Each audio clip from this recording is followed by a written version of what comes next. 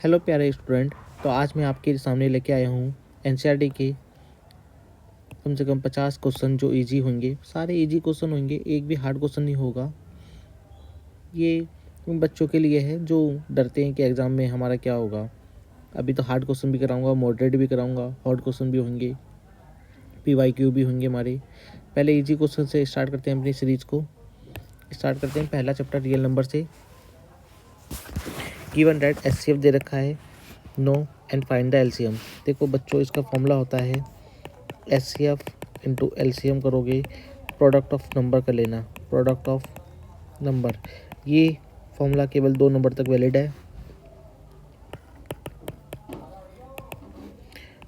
तो 306 और 657 एलसीएम की वैल्यू चाहिए 306। इसे नीचे ले आना। ये पीडीएफ में आपको दे भी दूंगा, आप वहाँ से इसे सॉल्व भी कर लेना अपने आप भी।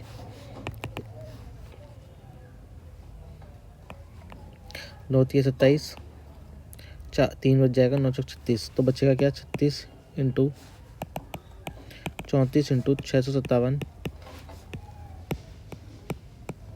आप जब इसकी इंटू करोगे तो आपके सामने आंसर आ जाएगा। आंसर करके आप मुझे बताना कमेंट बॉक्स में। Find the LCM and HCF of the integers, verify. Verify ऊपर वाले फॉर्मूले से ही होगा।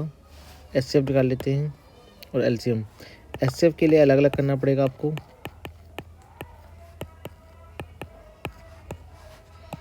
एचसीएफ के लिए अलग अलग आपको फैक्टर करने पड़ेंगे। 3 से ये जाएगा 13 से 13 7 91, यानी कि आपका एचसीएफ जो आएगा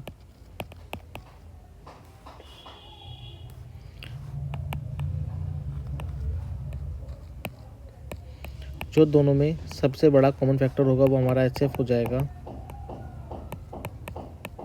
सबसे बड़ा कॉमन फैक्टर ये है 13, तो ये हमारा एचसीएफ हो जाएगा। एलसीएम के लिए आपको एक साथ नंबर करना होगा। एलसीएम में सारे नंबर आते हैं। आप ऐसे कर सकते हो, 13 से कटो, 13 दूनी 26, 13 7 91, 2। तो एलसीएम आ जाएगा आपका बस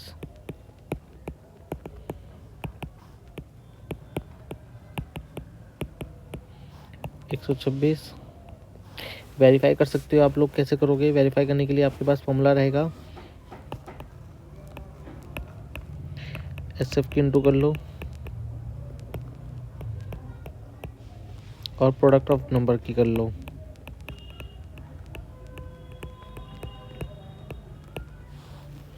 ठीक है, जब मैं एक मल्टीप्लाई करके दे देता हूँ, दूसरी आप अपने आप कर लेना।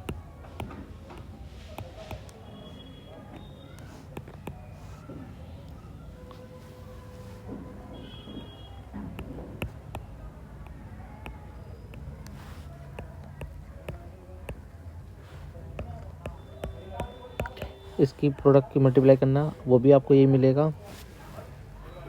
आप अपने मोबाइल से कर सकते हो। तो 13 इंटू 182,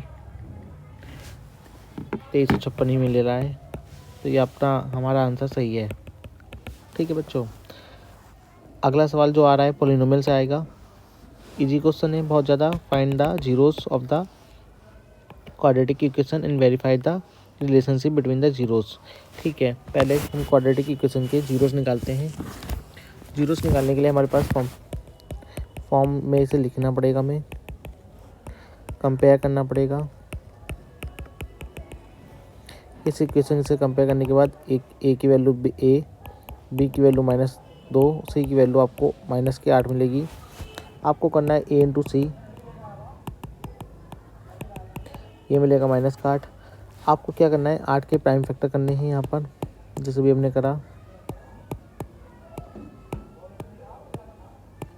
ठीक है बच्चों, तो ये हो जाएगा। तो यानी कि अब मुझे इन फैक्टरों को ऐसे लिखना है कि बी मिल जाए, वो भी माइनस का। तो मैं कैसे लिखूँगा, 2 दूनी 4, 4 में से 2 गए, माइनस का 2 मिल जाएगा। इसे प्लस का लिख लेता हूँ और इंटू करने पे ए इंटू सी भी आ जाए। देखो 4 दूनी 8, आ रहा है इंटू सी, यानी कि हमारा सही जा रहा है। कॉमन ले लूँगा इसमें से मैं, इसमें कॉमन लेता हूँ। x माइनस 4 दोनों ब्रैकेट सेम है हमारे, तो x प्लस 2 बच जाएगा अंदर में, यानी कि ये राइट कोई जीरो हुआ होगा तभी तो राइट साइड जीरो हो गई है। तो जब ये जीरो होगा तो x की वैल्यू 4, ये जीरो हुआ होगा तो x की वैल्यू -2 पर जीरो हुआ होगा। ये हमारा इसका आंसर हो गया। रिलेशनशिप करने के लिए, चेक करने के लिए सम ऑफ जीरोस करोगे। Sum of zero alpha plus beta जो आएगा ना वो बी अपॉन में ए आना चाहिए। तो बी अपॉन में ए कितना है, 2/1 यानी कि -2 है। अल्फ़ा प्लस बीटा कर लो एक बार, 4 -2, यही हमारे अल्फ़ा और बीटा, ये अल्फ़ा हो गया, ये बीटा हो गया। करोगे तो आपको 2 मिल जाएगा। अल्फ़ा इंटू बीटा करोगे, प्रोडक्ट ऑफ जीरोस करोगे, ये मिला आपको 8 माइनस का। तो अल्फ़ा इंटू बीटा जो होता है आपका वो सी अपॉन में ए के बराबर होता है। तो सी अपने पास है -8, ए है 1 और -8, यानी कि हमारे दोनों वैल्यू सही आ रहे हैं। तो हमारा आंसर सही है, दोनों हमारी जीरोस सही हैं। फाइंड द क्वाड्रेटिक इक्वेशन बोल रहा है कि the sum of and product of zeros are given, यानी कि बच्चों अल्फ़ा प्लस बीटा आपको दे रखा है 1/4, अल्फ़ा इंटू बीटा दे रखा है -1। तो ये जो फॉर्मूला आपके पास होगा, देखो करना कुछ नहीं है, अपनी क्वाड्रेटिक इक्वेशन ये होती है,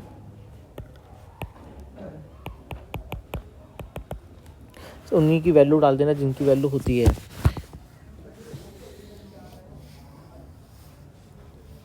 अगर आप पूरी इक्वेशन में ए से डिवाइड कर दो तो आप देखोगे क्या बच्चों,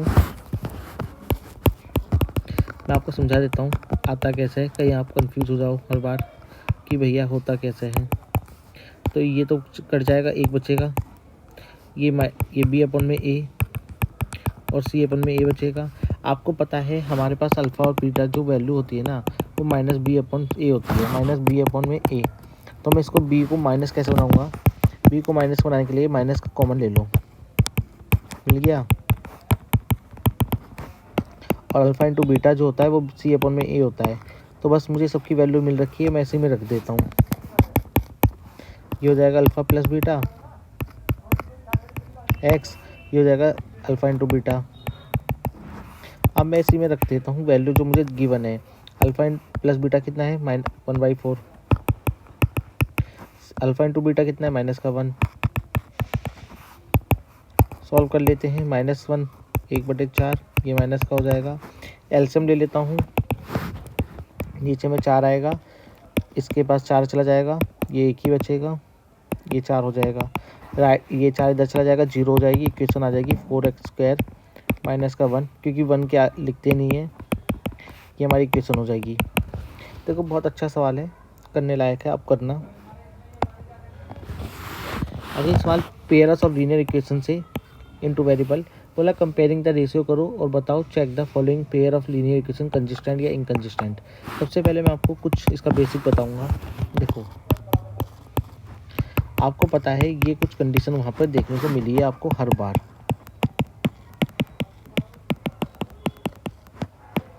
कुछ इस प्रकार से देखने को मिलती होंगी और आप हमेशा कंफ्यूज हो जाते होंगे कि कौन सा कंडीशन किसकी है। तो मैं आज इस चीज़ को पूरा क्लियर कर दूंगा आपके लिए।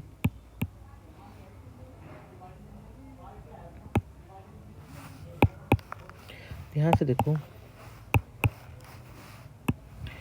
तो ये जो है इंटरसेक्शन हो रही है, दो पैरेलल लाइन को आपस में काट रहा है, तो इंटरसेक्शन हो गया। दो पैरेलल लाइन आपस में कट रही है ना, यहाँ पर पहली बार में ही कट गई तो इंटरसेक्शन लाइन की कंडीशन है। ये लाइनें पहले पैरेलल गई फिर आपस में कभी नहीं मिली, पहले पैरेलल गई आपस में कभी नहीं मिली, यानी कि इसका जो सॉल्यूशन होगा वो पैरेलल हो जाएगा।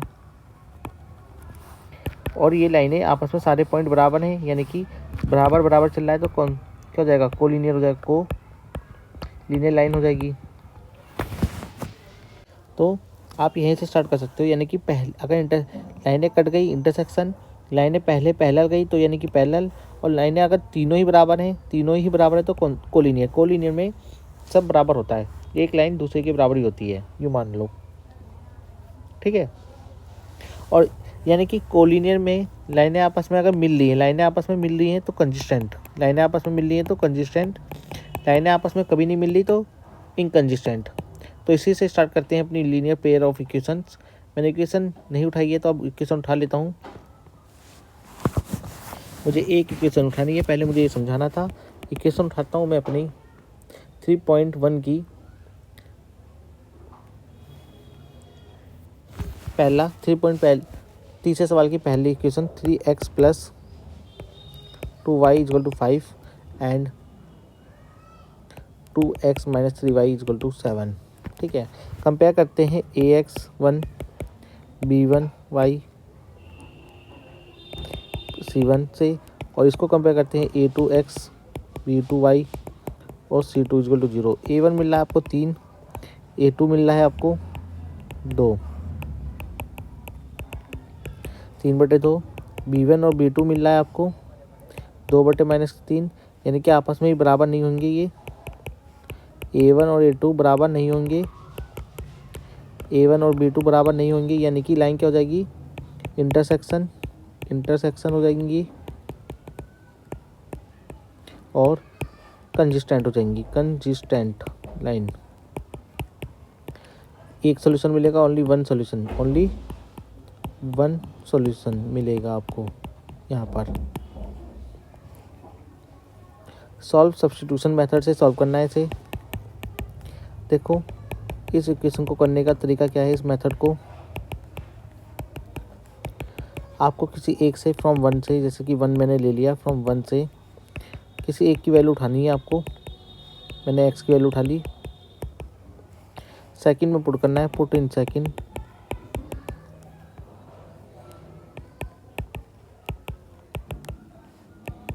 इक्वेशन को सॉल्व करना है।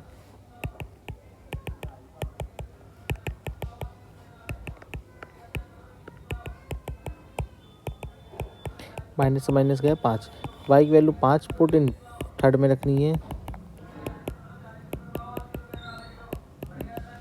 थर्ड में रखनी है,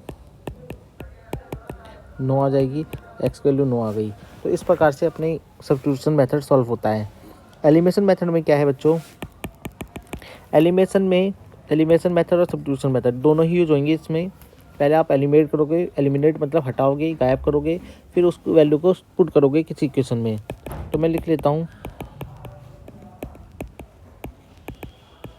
ये पहली इक्वेशन है, सेकंड इक्वेशन है। अच्छा, मुझे हटाने के लिए क्या करूँ मैं, फर्स्ट में मल्टीप्लाई कर दूँ 3 की, मल्टीप्लाई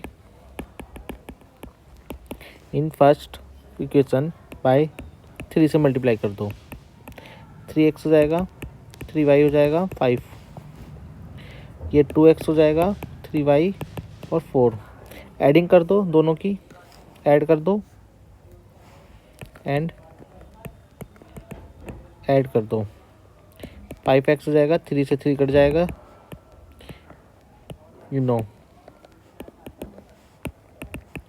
x की वैल्यू आपको पास आ गई 5/9। अच्छा, मल्टीप्लाई करिए ना, तो ऊपर में भी तो करनी पड़ेगी, 15 हो जाएगा। ये 3 पंजे 15 हो जाएगा, 3 ये ऐसे रहेगा, 15 4 19 हो जाएगा,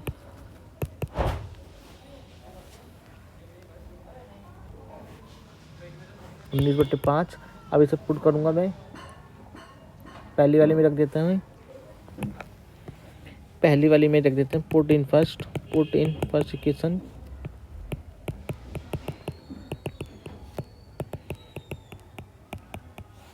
एलसीएम लेता हूँ, 5 आएगा, 55 25 हो जाएगा, ये 19, 6/5 आपका इसका आंसर हो जाएगा, यानी कि y की value 6/5।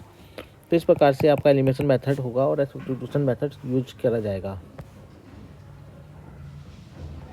Check the whether quadratic equation, क्या ये क्वाड्रेटिक इक्वेशन है, चेक कर लेते हैं। क्वाड्रेटिक इक्वेशन की मैक्सिमम पावर डिग्री 2 रहती है, याद रखना। a + b का फॉर्मूला डालेंगे इसमें, x का स्क्वायर 2x हो जाएगा और ये 1 का, यानी कि 1 ही रहेगा। ठीक है, यानी कि ये फॉर्मूला मैंने यूज करा है बच्चों।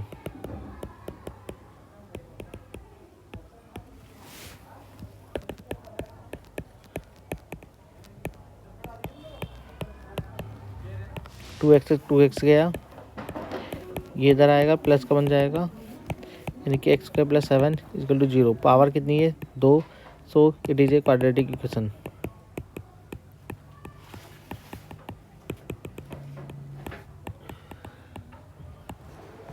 Find the number of sum, find the numbers whose sum is 27 and product 182। Let the number कर लो, let the number x plus Y 27 और प्रोडक्ट कितना है 182 है।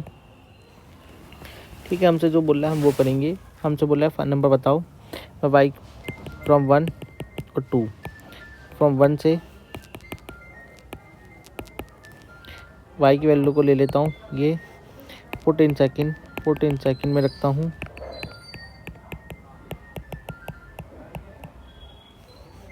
$27x। अब मैं इसको सॉल्व करूँगा, या तो इन सबको इधर ले जाओ,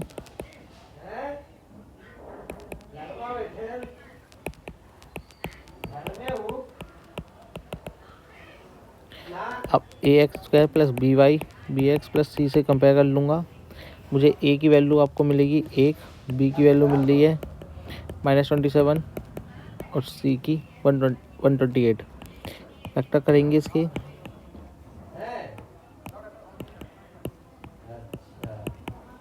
तो इनको मैं ऐसे लिखूँगा कि मुझे c मिल जाए, b मिल जाए, तो 7 दूनी 14 करके 13, 14 और 13 लिख लेते हैं।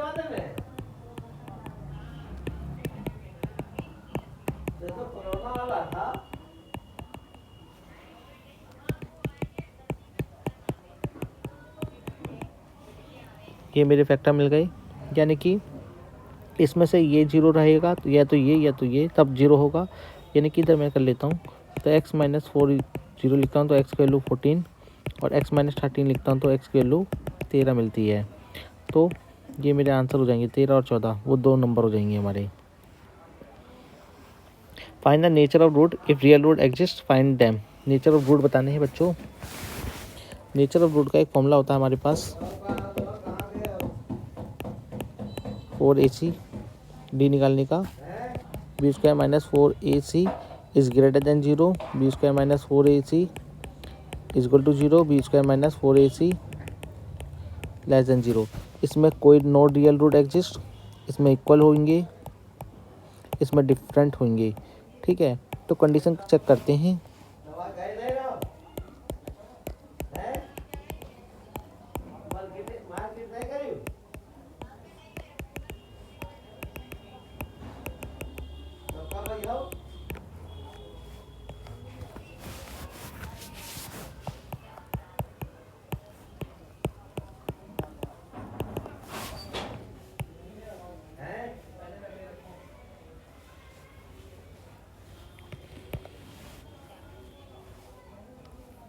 तो आपको मिलता है -131 जो कि 0 से है, तो नो रियल रूट एग्जिस्ट होगा यहाँ पर हमारा। Find the value of k if the real root exist, तो k की वैल्यू बतानी है, रियल रूट एग्जिस्ट करते हैं हमारे, यानी कि b² minus 4ac is equal to 0 होगा, b² की वैल्यू 4ac के बराबर आएगी। ठीक है, कंपेयर करके मुझे a की वैल्यू मिल रही है 2, b की वैल्यू k, c की वैल्यू 3। मैं रखता हूँ इस इक्वेशन में, k लिख देता हूँ, 4 दूनी 8, 8 दिया 24, अंडर रूट बोथ साइड करता हूँ तो k की वैल्यू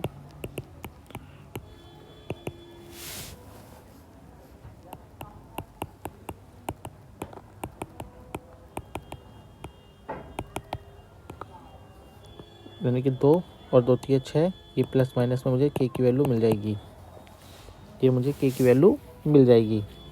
ठीक है बच्चों, एक बार नेगेटिव एक बार पॉजिटिव दोनों एग्जिस्ट कर सकते हैं।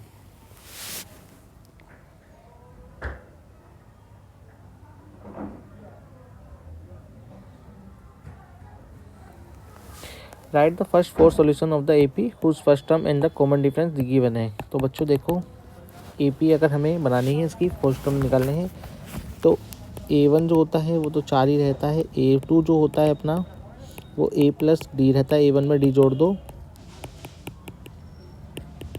तो 4 में d जोड़ोगे तो आपको -3 मिलेगा, सॉल्व करोगे 1 मिलेगा। A3 जो में होगा अपने पास वो A1 A2 में क्या करो, डी जोड़ दो, A2 में डी जोड़ दो तो मिलेगा क्या कि 1 और माइनस का 3 है, तो माइनस का 3 यानी कि माइनस का 2 मिल जाएगा आपको। A4 में क्या करो, A3 में डी जोड़ दो,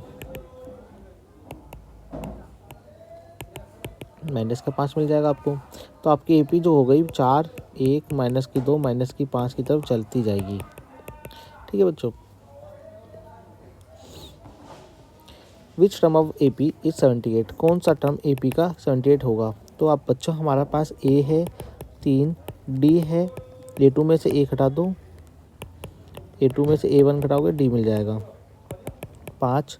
हमें बोला है कि लास्ट टर्म भी दे रखा है कि AN भी दे रखा है 78, यानी कि लास्ट टर्म दे रखा है। लास्ट टर्म लिख लो या AN लिख लो, बात एक ही है। फॉर्मूला आपसे बोला है किस टर्म पे आएगा, इस फॉर्मूले का यूज करेंगे हम। 78 बोल रखा है इसने हमें, D 5 है, 78 में से 3 जाएगा, 75 बचेगा। 5 को डिवाइड में लेके आऊँगा मैं, ये जाएगा 15 बार में, 1 इधर आएगा पॉजिटिव में, n की वैल्यू 16, यानी कि n 16 टर्म पे हमारा A16 टर्म जो होगा वो 78 होगा। Find the sum of the odd number between the 0 and 50, के बीच में ऑड नंबर का सम बताना है। 0 से 50 के बीच में पहला ऑड नंबर हमारा 1 होता है, फिर 3 होता है, फिर 5 होता है ऑड नंबर हमारे, और 49 लास्ट होता है। तो हमें सब दे रखा है, वो सवाल तो लंबा है। यहाँ से आप क्या निकालो, n निकालो पहले, जैसे भी मैंने निकाला। n निकालो, कितने n नंबर हैं। A है हम पे 1, D है हम पे 3 - 1 2, AN है हम पे 49। AN का फॉर्मूला यूज़ करो, AN का फॉर्मूला यूज़ कर लो। 49 1 2, 49 - 1 48 को 2 से डिवाइड करना पड़ेगा क्योंकि इसे इधर लाना होगा। ये हो जाएगा 24 बार में। 24 को 1 जोड़ दो क्योंकि माइनस का इधर आएगा पॉजिटिव, n की वैल्यू आपके पास 25 आ गई। अब आपको Sn का फॉर्मूला यूज़ करना है। Sn का formula n/2 2a + n - 1 d। ठीक है। अच्छा, आप एक तरीका यहाँ पे सिखा देता हूँ बच्चों में। यहाँ पे आप देख पा रहे हो कि आपका a प्लस ये क्या होता है, लास्ट टर्म ही होता है ना। लास्ट टर्म कितना था अपने पास, 49। an लिख सकते हो ना, इसको an लिख दिया और 49 लिख दिया मैंने, यानी कि ये 25 हो जाएगा, ये 2 हो जाएगा। a कितना अपने पास 1, तो अपने पास फॉर्मूला निकल के आ सकता है कि ये लास्ट टर्म का जो हमें अगर AP दे रखी है, डायरेक्ट अगर मुझे करना है तो Sn का लिए मेरे पास फॉर्मूला होता है n/2 a + l को जोड़ दो, आंसर आ जाएगा। तो 25 + 2 50 डिवाइड करोगे 625 का आंसर हो जाएगा। ऐसा नहीं, इसका 625 कितने टर्म में थे अपने, आए थे 25 टर्म का 625। ठीक है। क्वाड्रिलेटरल आर द सिमिलर और नॉट, ट्रायंगल चैप्टर, छठा चैप्टर, कि क्वाड्रिलेटरल हमारे सिमिलर हैं या नहीं है। तो ये सिमिलर नहीं है क्योंकि साइडों का रेशियो तो सेम है, पर एंगल हमारे सेम नहीं है, एंगल सेम नहीं है। बहुत अच्छे ही सवाल। इसकी जो आगे की सीरीज है मैं नेक्स्ट वीडियो में कराता हूँ।